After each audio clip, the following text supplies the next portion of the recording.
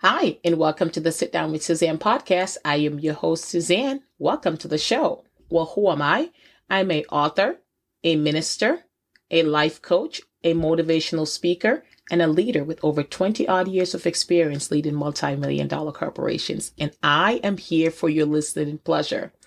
First, though, I want to thank my fans. I truly appreciate each and every one of you for tuning in every single time there's a new episode, listening, sharing your feedback, liking, subscribing, sharing, all of that. I appreciate your kind words. I appreciate your emails. I appreciate the reviews. I just love you all. So all my Sit Down with Suzanne fans, thank you so much. I truly appreciate it. For all my first time visitors, welcome. I really hope you come again because I promise you there's something here for you. To me, this is a very fun podcast. So come on. Sometimes we do talk about some serious issues, but it's all in love. Remember, at the end, you're either inspired, motivated, or empowered. So here's something exciting. I decided to dig through. I look at the downloads, but it's not a gauge for me. My gauge is the feedback that I receive from the fans. My gauge is it's the emails that I get, things like that. That's the gauge I truly use to measure. And I absolutely enjoy doing this podcast. But I was looking at some stats and I'm like, okay, let me see where the major downloads are. So I saw that the majority of my download is in North America. No surprise there, right? So then I looked, then there's Europe, then there is Africa, there is South America, there's Asia, there's Oceania. I'm like, what? I was so excited. I have people in Asia and Oceania and Africa. I mean, I haven't been to these places, and these are places that I'm hoping to visit one day. So it was just very, very gratifying to see. There was France, there was the UK, there was South Africa, Germany, Australia. Brazil was no surprise, right? Because y'all know my best friend resides there. There was Brazil. I mentioned Brazil, right?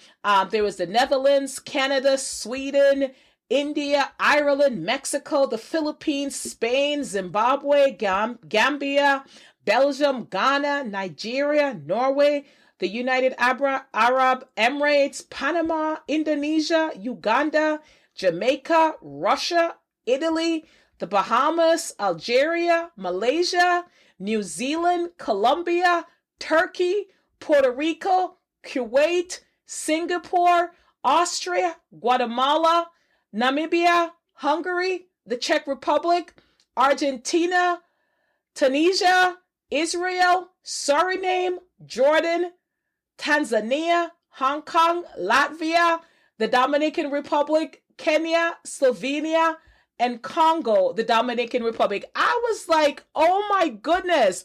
Like, I have people in all these countries listen to the Sit Down with Suzanne podcast. There are 54 countries. Like, I'm simply blown away, right? Not 54 countries, 54 total of just the overall, like the zone and all of that they highlighted. And of course, I have a big fan base in Worcester, Massachusetts. So some of my American cities, I won't forget you guys. There's Ashburn, Virginia, Columbus, Ohio, San Jose, California, Washington, Boston, Nevada, Oregon. I mean, Mountain View, California. There is so many places. I'm like, what? I truly appreciate each and every one of you guys. I'm blown away. Like when I saw this stat, I never dove into it this in depth before. And when I saw that, I was just like, wow. So I promise you, I'm going to continue putting out content that you love, content that matters to me, content that I think will matter to you. And if there's some things you want to hear me talk about, absolutely send me an email at Suzanne@positivelysuzanne.com. And I'm excited because there's a couple exciting things coming up for the Positively Suzanne brand in the upcoming months. So y'all know that I haven't spoken about it in a while. The Positively Suzanne brand is my brand, and under the umbrella, it's the Sit Down with Suzanne podcast. You can follow me on social media, Instagram, Facebook, and Twitter if you want to get, the latest information on what's happening. But let's jump into tonight's podcast. So I've had a couple of conversations recently, and I know I can see it on their faces. They're thinking, why can't we just stop talking about race? And everything is not about race. And I've actually seen it expressed on the news and everybody's saying that. No one's actually said it to my face blatantly, but I can see that they're thinking, okay, it's time. Hey, trust me, I would love to stop talking about race. But unfortunately, we are not in a place in society where that could happen. As a Black woman, I experience racism and microaggressions every single time I leave my home. And even when I am at home and I turn on the TV and I see the way that Blacks are portrayed and vilified, we're constantly seen as a threat. It's disheartening. We're currently watching the trial for George Floyd's killer. George Floyd is dead. He's no longer here. And we see the back and forth on social media about the drugs that was in his system. My question is this: why is this an issue? Does that mean that he deserves to die, the fact that he had drugs in his system? Did we not see this whole opioid epidemic that's happening, and we could see that it's no respecter of person, male or female, or respecter of race? So why does this continue to be an issue? And when you ask someone about it, they'll say, I don't mean he deserves to die. Then why bring it up? I've only seen it happen, and maybe it happened with other races, but I've only seen it happen when Blacks are killed.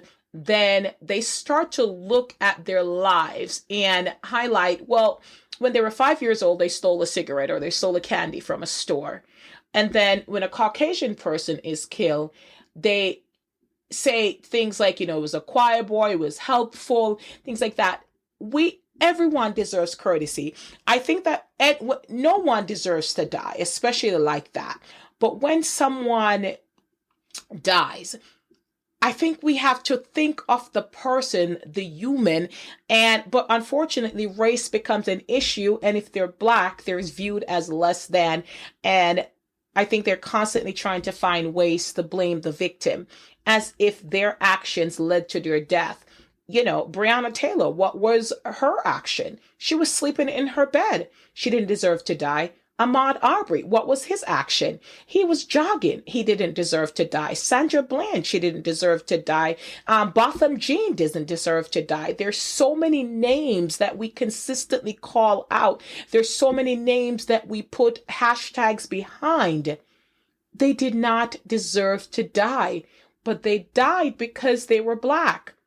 I am consistently bombarded by images of my Black brothers and sisters being treated unfairly and often losing their lives because of the color of their skin. So then when I hear that people say that race doesn't matter, it is very, very challenging. I look at cases like Tamir Rice, who was a child, but yet still he was seen as a threat and he was killed. And then on the flip side, you see people like Dylan Roof. He not only had a weapon, he took lives and he was treated like a human being. That is all I'm asking. Why can't they both be treated as human beings? One did something heinous, he was treated as a human being. One did nothing, and he was gunned down. I think everybody deserves courtesy and justice, but sadly, it is not often the case for people of color. And this is why we must continue to talk about race. Martin Luther King, he had a dream of us getting along. It has not yet been fully realized. Even today in 2021, yes, we have made progress in some areas, but I think for some, we have actually gone backwards. If you look at the current election laws in Georgia, where did this stem from? It stemmed from the fact that Black people exercised their rights to vote in the past couple of elections. In the presidential election with Warnock and Ossoff, absolutely. So this just generated something that this is not okay. How dare they vote? How dare they turn this state blue? It stemmed from the fact that Stacey Abrams dared, as a Black woman, she dared to play the long game. She didn't disappear into the woodworks after she lost the election, but she used that to galvanize and motivate people of color to vote. And they turned up in unprecedented numbers. And that's why these changes in Georgia happened. Because they are afraid of the power of the vote. If we are all equals and we are doing what's right, it shouldn't matter if we are able to vote. It's because there's a threat, because they're saying it's no longer okay to treat us as second-class citizens. It's tough. I'm able to shut off the news and social media sometimes in order to maintain my mental well-being and in order for me to spend time with my kids and just step away and says, okay. But even when I shut them off, I'm still thinking about the families of the victims. I'm thinking of Trayvon Martin's mother. They're still mourning their kids. They can't turn it off no matter what. And, the good thing is I don't even want to say the good thing. The consequence of this is they have utilized their pain and tragedy and turned it into something, and have stood for something, and have run for offices, and are making a difference. They shouldn't have to, but that's what they did.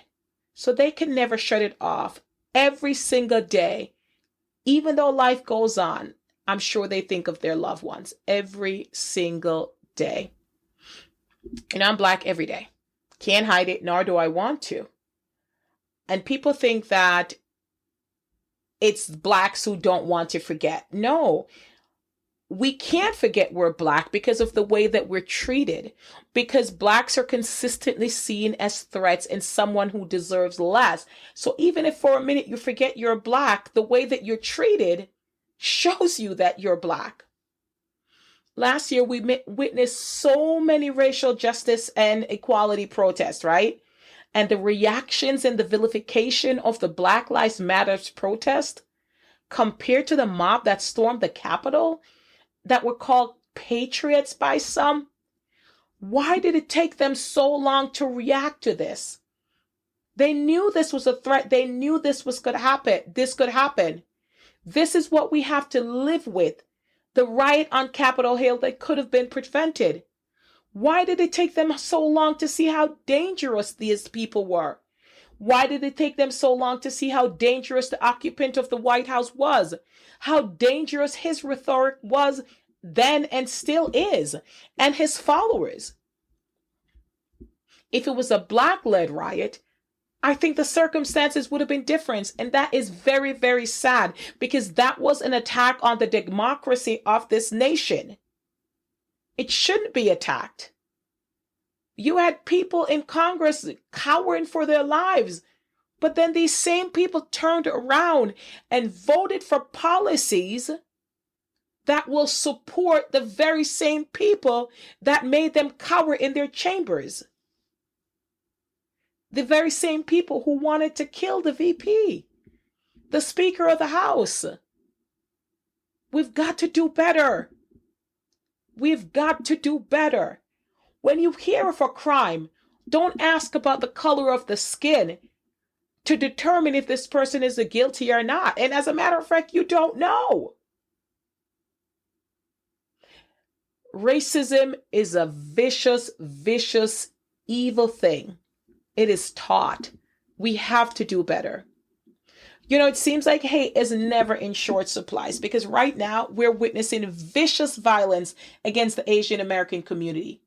People are attacking them in the streets. I kid you not. They're just gone crazy. They're screaming at them. They're spitting at them. You know how violent it is to spit at somebody? They're even physically attacking them. Even the elders. I saw a video the other day. It was on social media.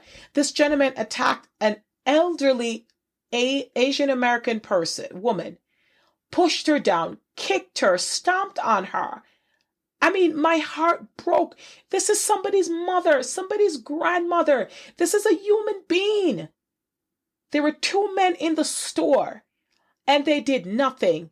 And after the guy walked away, one of them went to shut the door. They're saying that one was a security guard. Okay, he should be fired immediately. And the other person was a delivery person. Okay, if they feared for their lives when they saw this man attacking this woman and the other guy was huge, why not call the police or do something? Based on what I saw, unless the video ended way too early, no one went out there to help. How despicable and full of hate can you be that you'd attack an elderly person? At what part does the rational part of your brain kicks in and you realize that the Asian American community belongs here just as much as you do? When will the violence stop? When will the race baiting end? So, my friends, this is why we must and will continue to talk about race. Not because we want to, but because we have to. Because Blacks are still being denied justice and are losing their lives because of racist people. Asian Americans are being verbally and physically attacked every day. The violence against the Asian American community is increasing every day. So we have to continue to talk about it. This is my call to arms for all non-Blacks. It is time for you to stand up. It is not the time for you to remain silent. You have to speak up against racism and inequality. You have to do your part to ensure you are not a part of the problem. And companies, all those lovely companies that posted slogans and sent out statements in support of Black Lives Matter, and they've gone ahead and hired a diversity officer. Let's make sure that it was not lip service. Let's ensure that we have policies in place that will make sure that diversity is an actual living, breathing thing. And people from a diverse background will have a chance to grow and move ahead based on their skill sets. Check in. That diversity officer, what is her role? Does she know, and I should say him, do they know their roles? And do they have partnership? Do they have support? Are they just given the title and thrown in with no support and no resources that they're destined for failure? Check in. This is a call to arms for all my non-Asians. It is now time to stand up. You need to shut down racist rhetoric. You know what it is. All those racist name calling, I don't have to say it. You know what it is. You've heard it. Call somebody out when they're racist, even if they think they're funny. Because I guarantee you they won't say it in front of an Asian American. And actually the sad thing is some people will, thinking it's funny and looking at you guffawing and saying, why aren't you cracking up? Call it out. Shut it down. Offer assistance. Or call for help if you see an Asian American being attacked. If somebody's in danger, call the police. We can't ignore this that is happening. We need to stand up for each other. We need to fight for each other. We need to protect each other. Hate just cannot continue. Hate is a disease. It is vicious. It's a virus. It's insidious. We have to teach our kids better. We have to show them we know better. Martin Luther King, and I love Martin Luther King, in one of his quotes, he said, "In the end, we will remember not the words of our enemies, but the silence of our friends." That is so powerful. Because your enemy hates you, and it is his job to attack you and say harmful, hurtful things. But you expect your friend to defend you. Not physically, but at least verbally. And when there's silence, it speaks volume. Martin Luther King had also said that silence is betrayal. Sometimes silence is acceptance. We can't be silent anymore. We can't ignore. I'll be very honest with you. I've had many relationships shift and change after the last year. I've had many honest and candid conversations. I've been very open about how racism impacts people of color and how it's impacted me. Some people have been very receptive. Some have made excuses. Some have said some things that honestly I can't even understand. They say the wrong thing. But at least they were willing to listen, most of them. They were willing to talk about it. And even in the end, if they don't quite understand and grasp what I'm saying, they were willing to listen. But the ones that stuck out to me the most were the ones that didn't even say anything, that just used their silence as a way to deny that racism exists. I'm not saying that they're racist, but if you can't talk about it, if you can't acknowledge that it exists, I do have to question your motives. The ones that won't acknowledge that it's a real thing or even say a word about it, it's tough to witness. So you can see when something else is on the news, they physically shut down because they're thinking, oh yeah, here's something else where they're going to blame racism. But what else is it? Give me another reason why Blacks are so often killed by people who hate them or fear for their lives. Young, old, unarmed. The one constant is that they're Black. I want to understand. Help me understand. So please don't tell me racism doesn't exist. Your silence speaks volumes. Stand up. Speak up. Educate yourself. We've got to do better. We want a better world for this generation, for the next generation. I want us one day to get to a point where we no longer have race at the forefront of everything. But sadly, I personally don't think it's going to happen in my lifetime. But I do believe that there are steps that I can take today to ensure that it happens.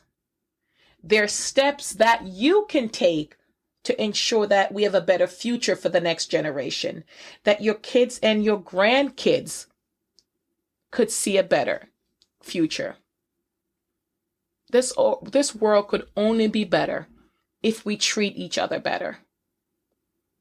Do we really want to continue to see what's going on the news every single day?